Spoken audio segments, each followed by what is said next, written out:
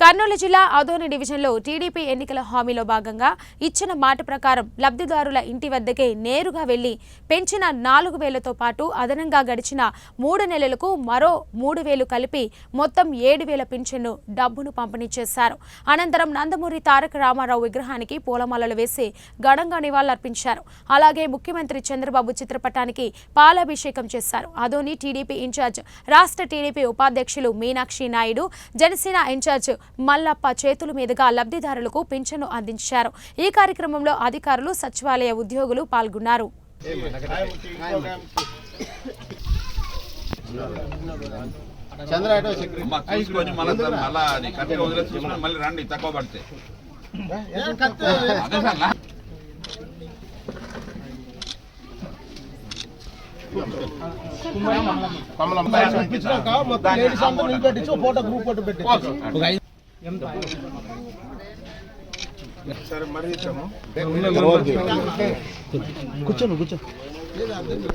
ఈరోజు రాష్ట్ర వ్యాప్తంగా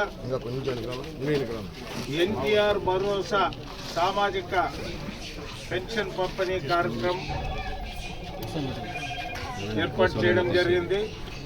ఉదయం 6 గంటలకి మన ముఖ్యమంత్రి నారా చంద్రబాబు నాయుడు గారు మంగళగిరి నియోజకవర్గం పెనుమాక గ్రామంలో ఉదయం స్టార్ట్ చేయడం జరిగింది.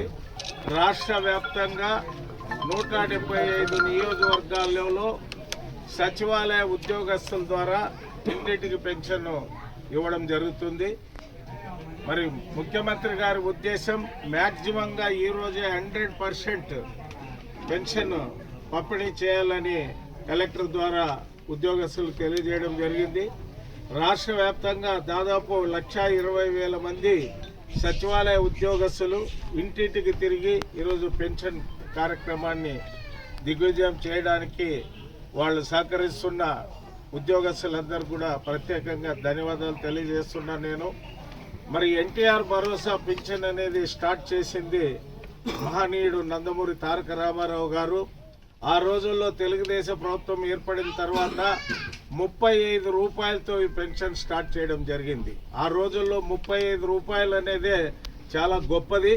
మరి అట్లా స్టార్ట్ చేసిన పెన్షన్ని తిరిగి చంద్రబాబు నాయుడు గారు ముఖ్యమంత్రి అయిన తర్వాత దాన్ని 75 రూపాయలు చేయడం జరిగింది.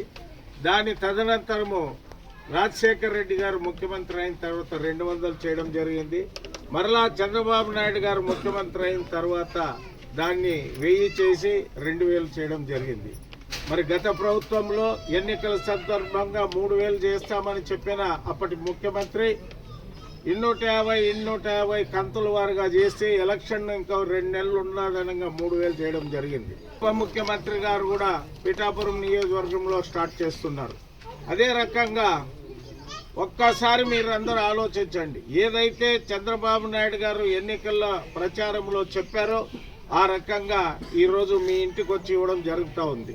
మరి అదే ఏప్రిల్, మే, జూన్ ఈ 3 నెలలు మీరు ఎంత అవస్థపడారు.